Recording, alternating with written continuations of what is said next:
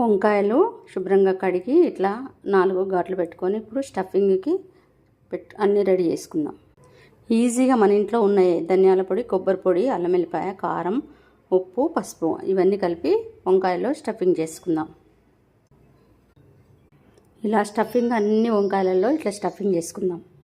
ఈ విధంగా అన్ని వంకాయలలో స్టఫింగ్ అయిపోయింది. ఇప్పుడు స్టవ్ మీద బాండి పెట్టి స్టవ్ మీద ఆయిల్ వేసుకుందాం. కొంచెం ఆయిల్ వేసాను, వంకాయలు వేసాను. ఇప్పుడు మూత పెట్టి ఉంచుకుందాం, ఉడుకుతాయి. కొంచెం కరివేపాకు, కొంచెం కొత్తిమీర, ఈ స్టఫింగ్లో మిగిలిపోయింది కూడా ఇందులో వేసుకొని కలుపుకుందాం. ఇంకా కొంచెం ఫ్రై కావాలి.